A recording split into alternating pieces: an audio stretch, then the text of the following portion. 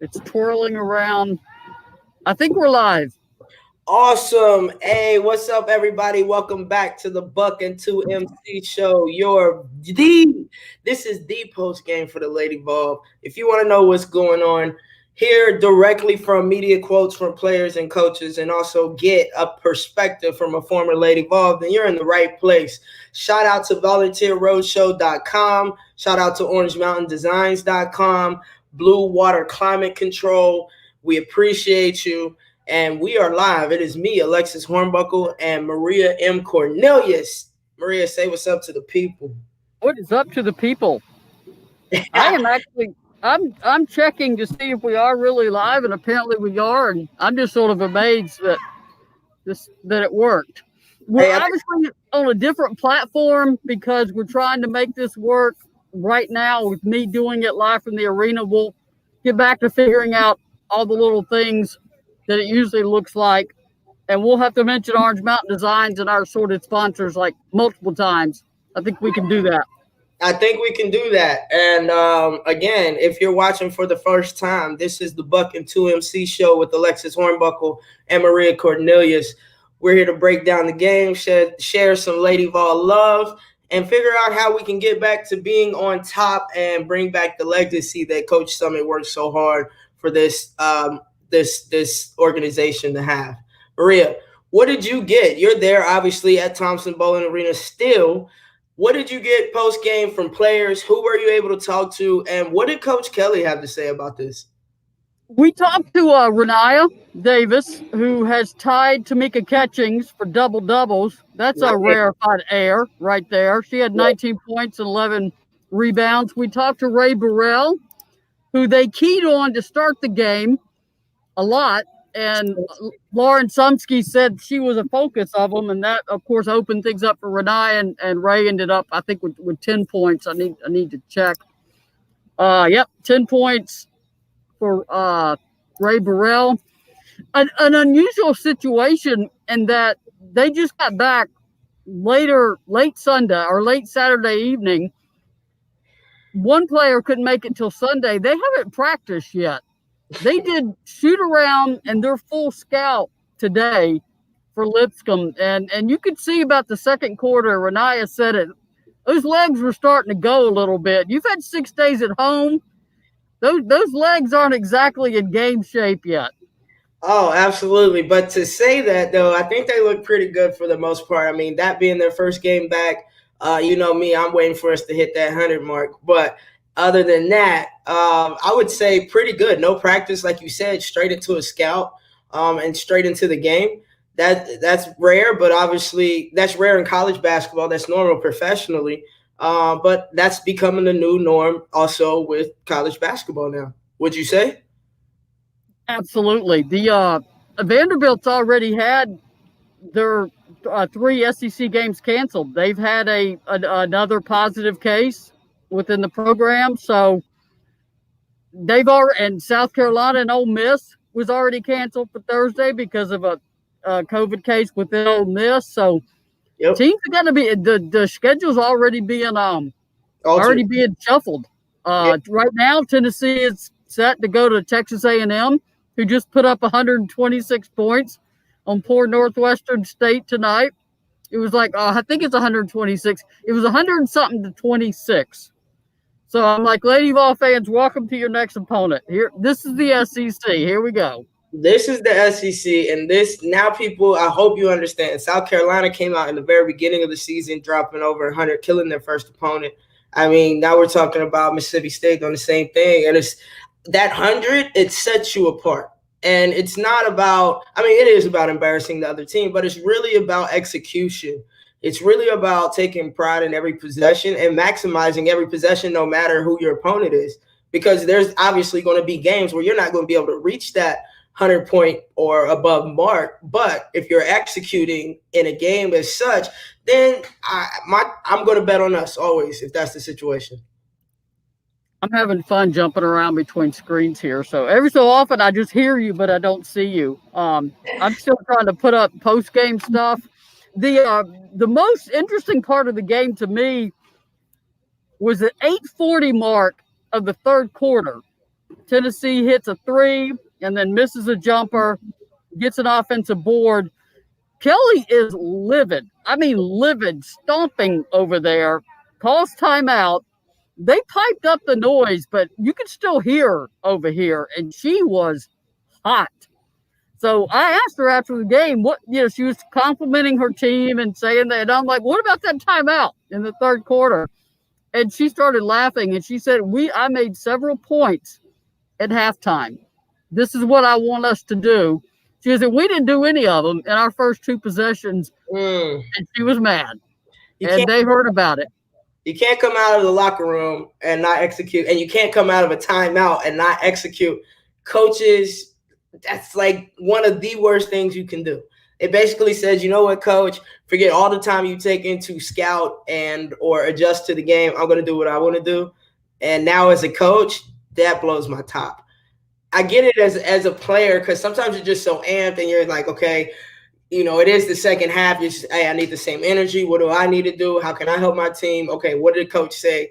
And it gets lost sometimes, and you're just really on energy and emotion and really habits.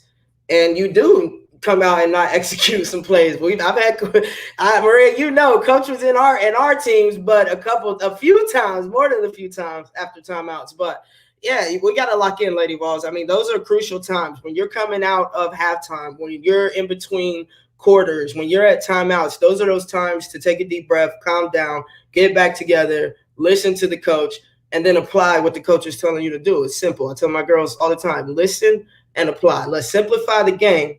Just listen and apply. We've done the work. Just listen to what I want and then go apply that. That's it. It was kind of fun. It was sort of like watching Pat, because I'm like, Tennessee just scored 5 points. It is 1 minute and 20 seconds into the third quarter, and you are pissed right now. I mean, they set up their little, I call them campfire chairs out there, and I was wishing they would turn down the pipe music, or because I'm like, I want to hear what Kelly's saying, but I couldn't make out the words. But she was mad. She was mad. And that's a good thing. That's what we've been looking for. That's what we've been missing. It's not about the wins. It's how are we winning? What are we doing? And preparing for the next game and the next game and the next until it's tournament time. So I commend Coach Kelly for that. And Lauren Avant, who was a former Lady Vol, now Lauren Sumsky, of course, coaching Lipscomb. Yep. Ariel Massengale on the staff at Lipscomb.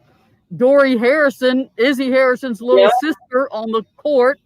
Casey Collier, Kelly Sexton Collier's daughter on the court. There's a lot of history on the court. It was a good mix today. I like that.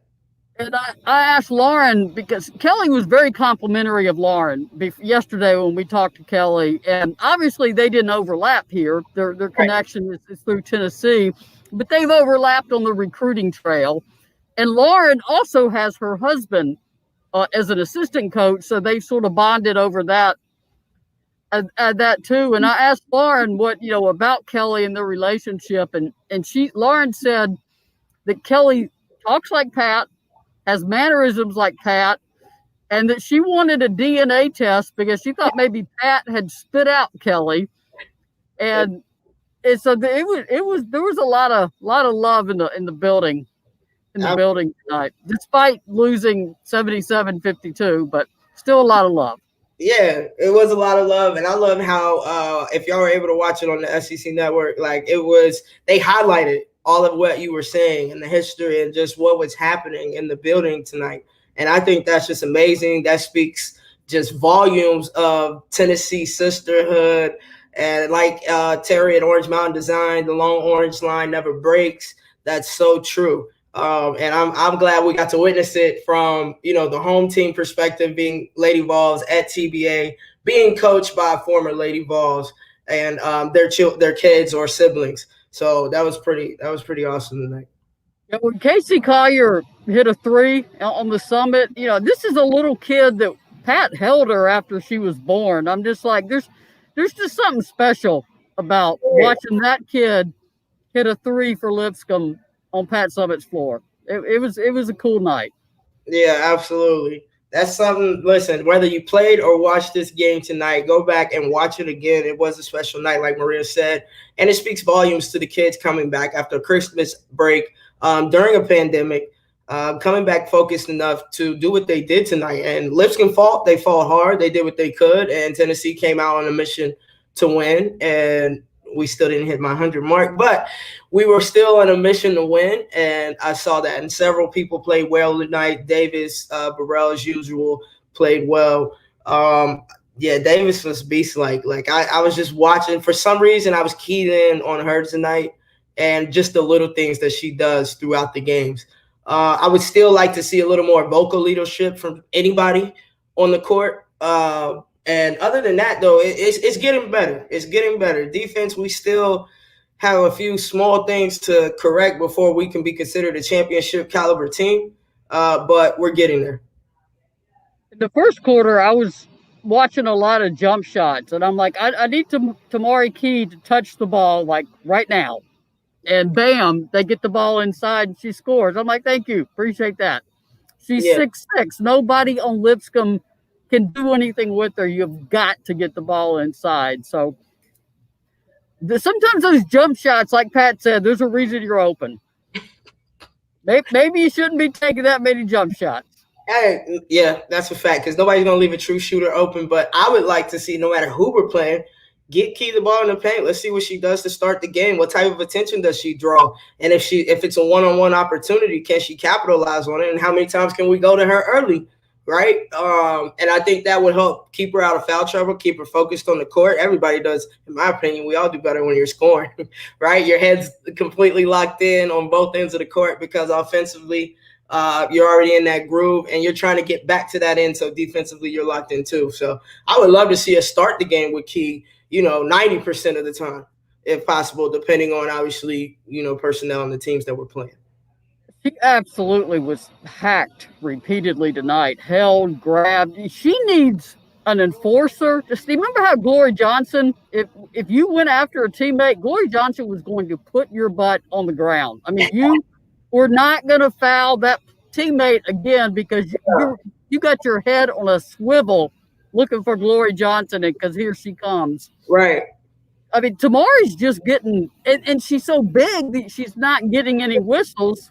I mean, she got fouled for about a full minute on one possession. I'm like, my goodness, blow a whistle for this kid. Right. It's not fair at all. And if she was going against a smaller player, they would have blown the whistle 1,000 times.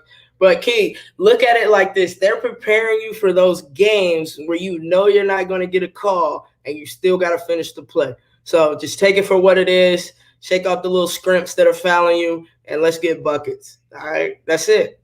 I'm reading some of the comments. Maestro, I think I'm pronouncing that right, said same with Nikki Anasicki. Absolutely true. Nikki would have, Nikki, you wouldn't come back in the paint for the rest of the night. Bobby was in here saying, making me proud, probably that I got the live to work. He and I had to call him when I got here, and the piped-in music is like club loud. So I'm screaming into the phone. We got people from Indiana. We got regular people watching. Everybody. Best lady of all coverage there is. Bobby said that. Yeah, I've already got on my Twitter the Kelly YouTube video up. I'll get Lauren Sunsky up too, so y'all can hear her say that she looks like that Pat spit Kelly out. So that was Tanya said yes, she was mad. She needed to take a time out and let them know they weren't on her page. As she said, Kelly made that clear after the game. Yeah, that she wanted the team on her page. And Kelly's looking ahead to SEC play. You got Texas A&M and Kentucky. Those are your next two games. Yeah, it's a whole nother level coming in here. Well, they got to go there, and then Kentucky comes here. It is about to get real for some of these kids. There's no rest for the weary, guys. We got to keep it going. We got to push forward. It's real. Hey, every game before tonight, really every game up until tonight's game, or including tonight's game, is preparation for SEC play. And this is where it counts. This is really what we see, what we're made of, and where we stand in the SEC. Because to me, the SEC will forever be, if not the strongest, one of the strongest conferences always in multiple sports.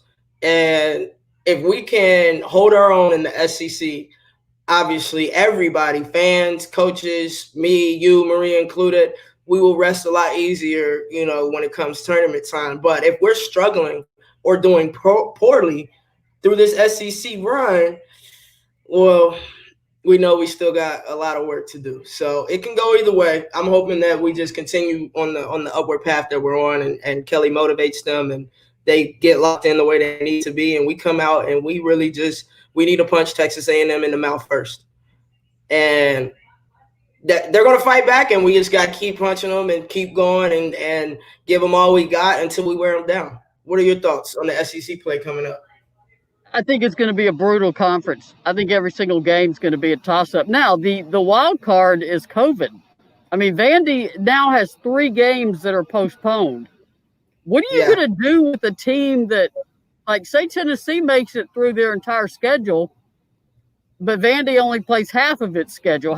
Or any team only play? How do you seed the SEC in the postseason?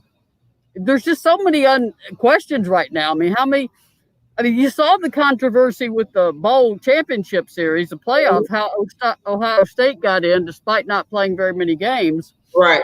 So the SEC is just, it's going to be a game for grown women every single night. And I'm not certain. Obviously, the majority of Tennessee's team is not ready for that. I mean, there's 3 freshmen on the floor to close out this game. Right. Maya's been through it. Tamari's been through it. Jordan Horston's been through it. They're just sophomores, though. Ray Burrell, she's a junior. She's been through it. But I want to hear that vocal leader, and I'm not getting that yet. And you have got to have that voice on the floor in the SEC. And as you know, you can't just turn it on and off. Nope. It's got to be every game. So Kelly really likes this team, though. She likes this team because they listen, well, except to start the third quarter, but they respond to her and they're locked into what she's saying. Right. Lauren Sumsky said, show some grace for Kelly, give her some time. And I wholeheartedly agree with that, because Kelly is still putting in the way she wants to play. And that's an adjustment. And it's not like Tennessee has been tearing up the national stage before she got here. Tennessee got so close to a Final Four so many times, but Tennessee has slipped back, and everybody knows it. And Tennessee's trying to get back up that hill, and in a very strange year. There's just no way to describe how strange this basketball season is. Yeah, no, it was so many things in what you said, Maria, going back to the COVID being the X factor of how the tournament's going to come out, or if you are that team that didn't play, as many games. I don't know how they're actually going to put together a fairly chosen NCAA tournament. I know they're going to do the best that they possibly can. But honestly, I don't know how you do that fairly with cancellations and reschedules. And then there has to come a time and point where you don't have time to make up those games. So I don't know what they're going to do there with that. That's going to be interesting. All I can say to the athletes are, keep going hard, keep practicing, stay fresh, stay on the court. When you're in the gym, don't go through the motions, because you don't know if you really are having that game coming up that week or not. So every workout should be done game speed. I'm not talking about practice. I'm talking about the work that you do extra on your own. Make it game speed to try to keep you in the best type of game shape you can. Get out there, go hard, 30, 45 minutes, an hour of shots that you shoot or stops that you have to make, or, just things, and stay fit mentally and physically, and pray for the best, I guess, when it comes to the NCAA tournament and the placement. I mean, that's really all I could think about as far as that. Yeah, when I first got here, I immediately started counting players, because they just got back from being at home. They had to take COVID tests. And who didn't, right? They had to get cleared. All 11 made it. Obviously, Kean Green is not here because of her knee. Jaden McCoy is not. She's still in the head injury protocol. Now, she did post on social media a photo of her playing in a pass game with the caption "soon." So it sounds like Jaden McCoy is trending in the right direction. Mikey Rickman, and I know Mikey. He's watching from Hawaii. He Yeah, said, "What? Yeah, we need to go see Mikey. What happens in y'all's mind when our posts get in foul trouble? What should our focus be if we get in foul trouble down low, particularly with McCoy still not being out?" Lex, what do you think? What do you do if all your posts are saddled on the bench? Well, as guards or forwards and off guards, it's your job to be the ones attacking the paint, crashing the boards for the rebound, coming down and make sure you're helping your big man to try to keep them out of trouble. I know there were plenty of games where anybody from Alberta Augusti, myself, well, Baba was more so on the point, but Bjorkland, whoever was on that wing, on the wings, we were coming in to help. You know, the posts are three-quarter front, forcing lobs, and it was our job to drop and get that or distract or at least try to contest the shot going up. And that came down to trust. That came down to saying, okay, you do your job. Don't worry about fouling. Don't worry about them scoring easy. I got your back. And this is how we're going to work. That's on the defensive end. On the offensive end, you have to attack. You have to get paint points other than post-ups. That means attacking from the wings, attacking from the tops, passing, cutting, flashing to the middle, whatever it is to draw the defense for either dunks for your bigs to get easy points or N1 to get their bigs in trouble, or to get yourself free shots and still potentially get their bigs and or guards in trouble. So you just have to shift how you're going to, obtain those paint points. But bottom line is our post players have to be smart. You have to consciously be thinking about the fact that we need you on the floor. So it comes down to trust and repetition. So they just have to be on a string, on one accord defensively, so that the posts don't feel like they have to take themselves out of position or out of the play or do something out of the norm. If things go wrong, if they three-quarter and it goes over their head, they don't need to foul, get a ton foul on that, because that should be offside guard or whoever the deepest help defender is should be in the paint ready to help on that lob. That would be my opinion on that scenario. That's why we have this show, so you can answer questions like that. That's exactly why we do this. Someone else said, Maria question, good. This is an easier one. How is the communication on the floor between the players? Is it consistent through substitutions? The short answer is no.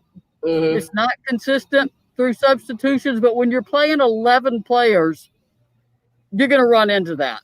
When you get into the SEC and tight games, you're going to see that rotation shorten. That's just the reality of SEC play. And you're going to have starters playing longer stretches. So I do think the communication will get better. There have been times it has been excellent. It was actually really good against UNC Greensboro before they broke for Christmas.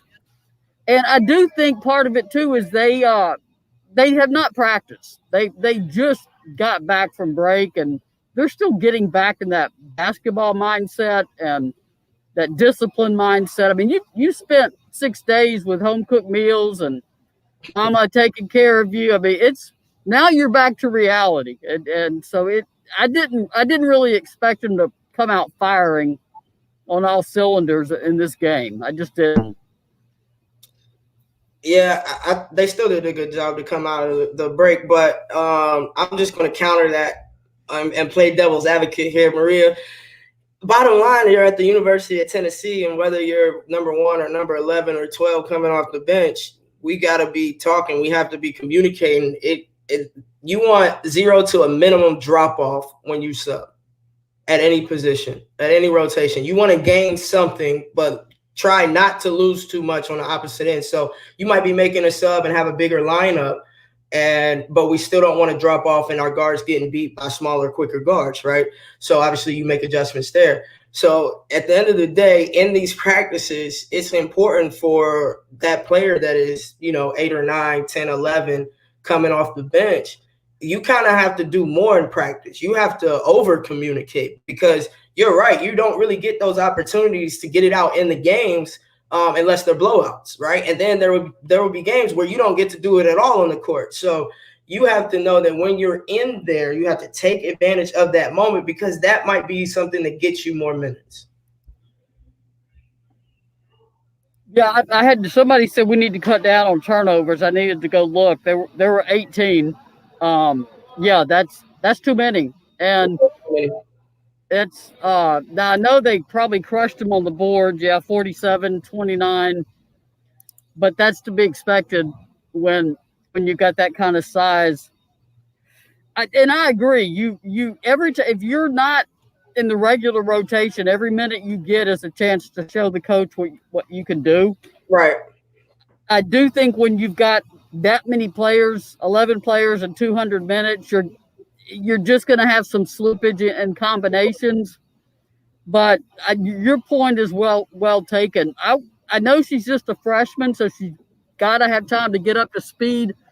Destiny Salary has a high motor on her, and she's an aggressive player. Now, that doesn't. I mean, this is just a whole nother level of understanding basketball and what you have to do. So, I'm gonna, obviously be patient with her, but she could really help them in SEC play because she's so fast and she's naturally aggressive. You don't have to get her to attack the paint.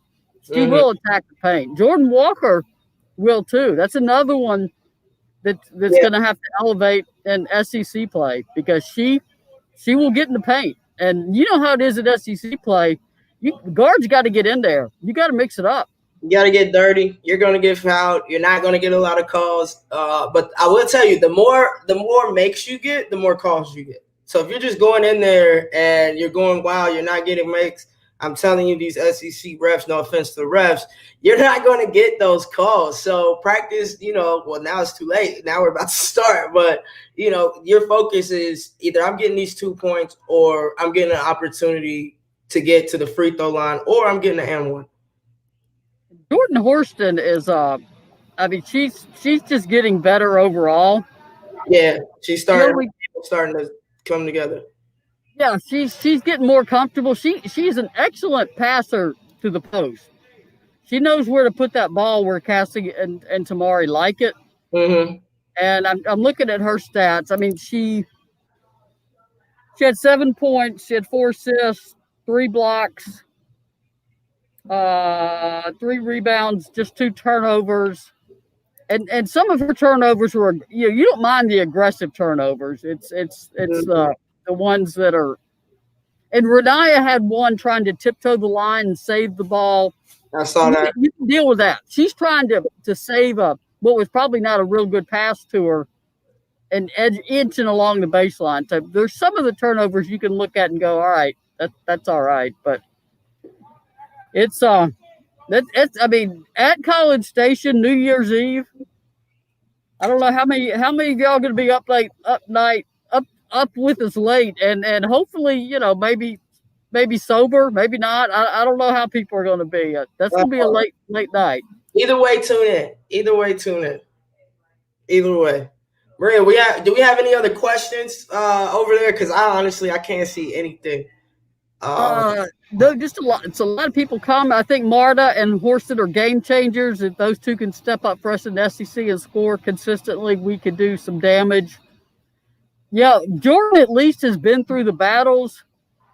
Marta, the typical, freshman, she makes up her mind sometimes when she gets the ball, and that's what she's going to do. And sometimes it's not there.